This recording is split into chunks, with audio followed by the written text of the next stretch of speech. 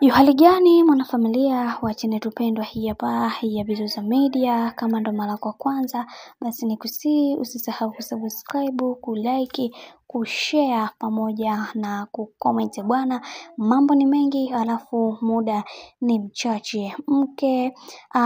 Mume wa Niffer ameweza kufunguka mambo mazito, na hii ni baada ya kuweza kukutana na mke wake ambaye ni bibi Niffer. Ameweza kuongea kwa uchungu wa hali ya juu, na kisha akasema kwamba natamani kuweza kuhakikisha kila kitu kinakuwa sawa katika maisha yangu, lakini naona kuna vitu ambavyo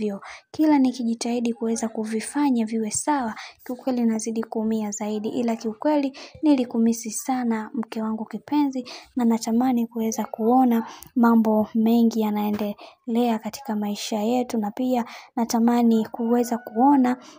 unafanya mambo mengi zaidi ya haya yote ambayo niliyoweza kuyafanya wakati haupo. Kiukweli niwe tu muwazi, wewe umekuwa mwanamke pekee ambaye unayenifanya na enjoy katika maisha yangu, na pia umekuwa mwanamke ambaye unayenifanya kila mtu aweze kuitambua thamani yangu kwa kipindi hiki ambacho ninachopitia, na pia nimeweza kuona ni namna gani vile ambavyo umekuwa ukinipambania kuweza kuhakikisha kila kitu kinakuwa sawa, na pia nakuombea kwa Mungu uweze kufanikiwa katika maisha yako yote, kwani wewe umekuwa moja kati ya mtu pekee ambaye unayenifanya na enjoy katika maisha yangu, na pia naendelea kukuombea kwa Mungu aweze kukulinda na kukuweka katika maisha yangu yote ambayo niliyoweza kuyabakiza hapa duniani. Na mengineyo ambayo ninayotaka kukuambia ni kwamba yakupaswa kuweza kuwa makini na kuweza kuhakikisha kila kitu kinakuwa sawa katika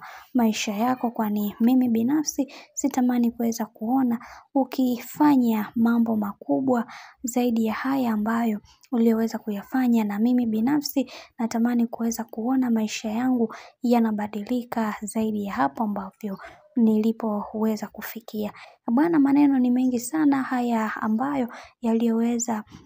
kuwafanya watu wengi waweze kuhuzunika kwa hichi ambacho kilichoweza kutokea, na pia tumeweza kuona watu wengi waliweza kuyazungumzia haya mambo kwa namna yao pekee, na wengi waliweza kufunguka na kisha wakasema kwamba tunatamani kuweza kuona haya yote ambayo yanayoendelea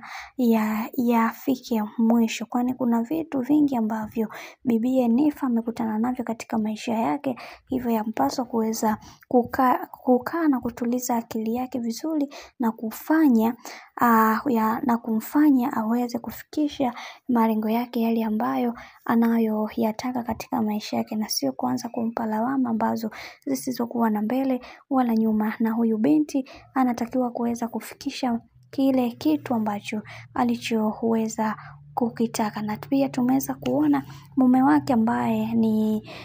Ojia ni namna gani ambavyo alivyoweza kufunguka, ni jinsi gani ambavyo alivyoweza kumisi. Kiukweli tumeweza kuona watu wengi wameweza kufunguka kwenye hili, na wengi wameweza kutoa tamko kubwa na kusema kwamba tunatamani kuweza kuona haya yote yakiisha na kuendeleza maisha mengineyo, kwani hichi kitamfanya